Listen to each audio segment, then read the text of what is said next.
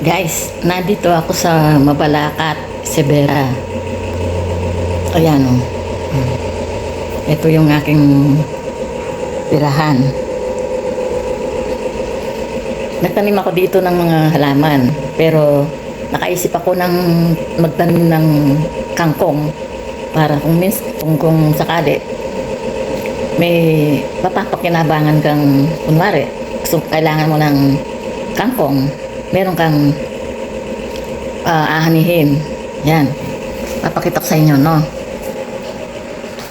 Hello, Galap Cooking! This is Maholet Show. Welcome back to my channel.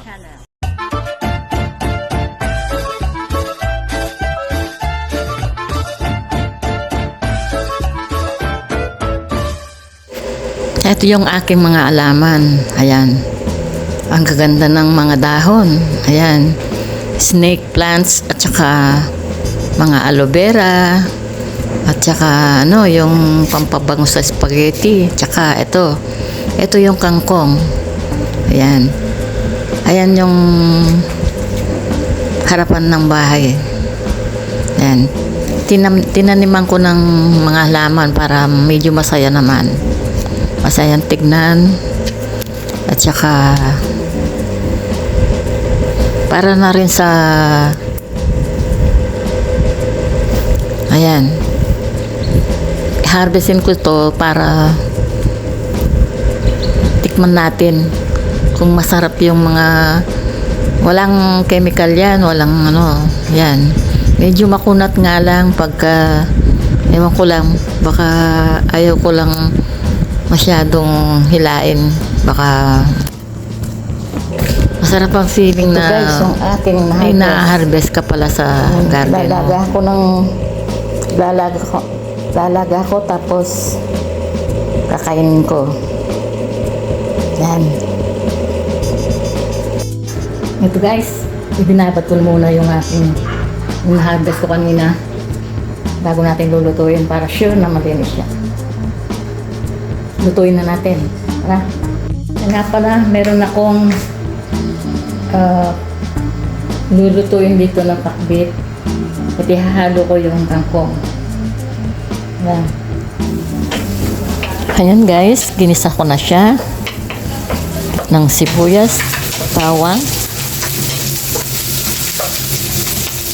Pagkatapos, ilalagay natin yung pinakbit. Paghahalo-haloin na lang kasi pare-pareho lang naman ng niyan pag lumambot. Yan, palalambutin natin. Hindi tayo maglalagay ng bagong na isda o bagoong hipon. Basta simple lang pagka may patis tsaka chicken cubes. Wala na siyang baboy. Ganyan lang kasimple. Kaya manood na lang kayo hanggang sa titikman ko, hanggang sa maluluto siya. Mamaya papakita ko sa inyo. Titikman ko siya. Ganyan lang kadali guys. Just watch lang. Pag malambot na siya, medyo malambot na siya, halo-haloyin lang tapos para lumambot. Pagka malambot na siya, ilagay na natin yung kangkong. Huling-huli yung kangkong para medyo fresh yung konti. Yan. Yan, ganyan lang po kadali.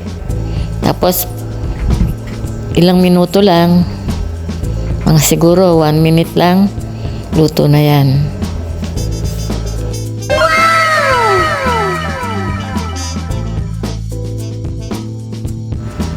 Ito na guys, titikman ko na siya. Ayan. Unahin natin yung kangkong.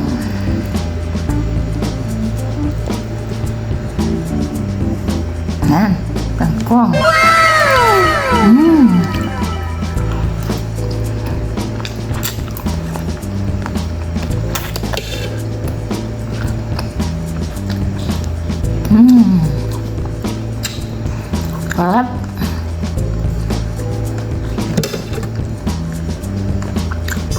Parang kumakain ng talbos ng kamote.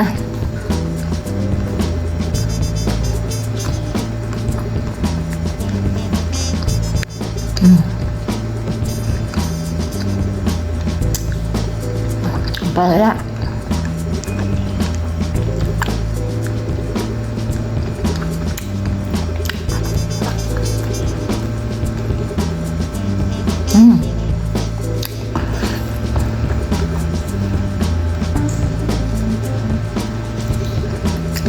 Harap.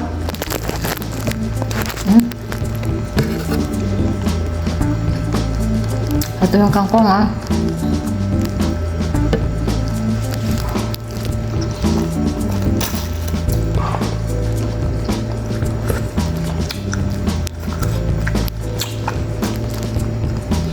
Pwede kang magtanim sa bakuran.